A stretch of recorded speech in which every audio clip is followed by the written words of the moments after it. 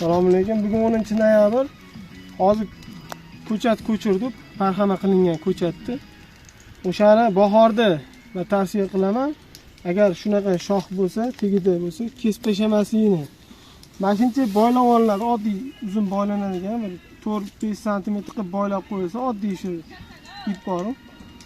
Polietilin ip bilan qattiq boylab qo'yiladi. Nimaga bu quvvat kelaveradi? Semirgandan keyin bu quvvat orqaga qaytmay, hamma quvvat bunga kelib, majbur ildiz chiqarish uchun bizga kerak bo'ladi. Shuni erta bahorda mana shu ariqqa yaqinroq zax yaxshi chiqadigan joyga shundoq nima qilamiz? Ehtiyot qilib shu yerga maksimalni shu 40-50 sm gacha tiqamiz buni. Yerga ko'mamiz. Va buni yaxshilab ko'mamiz.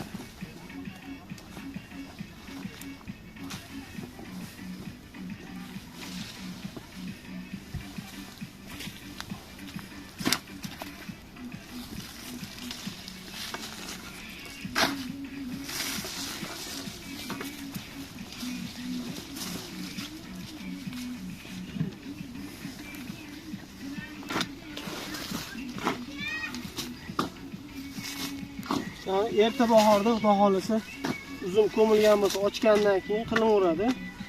Mart oyining oxirlarida shu holda qilinsa, xudo xolasa mana shu quvvatni mana shu tepaga nima qilib yaxshi ko'chat bo'lib qoladi. Agar bundan ham yaxshi ko'chat qilish biladigan odamlar bo'lsa, izohlarda yozib bemalol nima qilinglar, bizga ilm bo'lib qoladi, xudo xolasa. Ko'chatlar kerak bo'lsa, qalamchalar, avatar, xudo xolasa bor. Bemalol murojaat qilaveringlar. Avatarni parxama qilgan ko'chatlarimiz mana. Xudo xolasa mana ildizlari zo'r parxamada baribir yaxshi aniq qiladi. Mana o'zi yurgan yaxshi odam bo'yidagi balandligi. Xudo xolasa buni shu bo'yga kelib 1 yildan keyin, keyingi yil emas, undan keyingi yil yaxshi hosil olsa bo'ladi. Faqat buni sal kaltalasa ham yaxshi bo'ladi. Yo'q bo'lmasa yerga yotqizib o'stiramiz, yaxshi. Va yer o'zgargandan keyin nima quvvatdan sal nima qiladi, kamayadi. Shuning uchun xudo xolasa buni sal yotqizib o'stiramiz.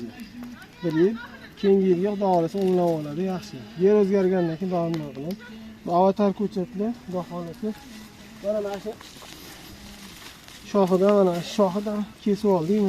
Mevasi ham bor ekan. Bemalol kaltaga ko'chatni shunaqa ko'chatni kichikroq ko'chat kerak bo'lsa ham murojaat qilaverasizlar.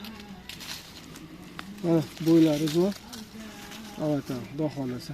Bemalol murojaat qilaverasizlar. Rahmat.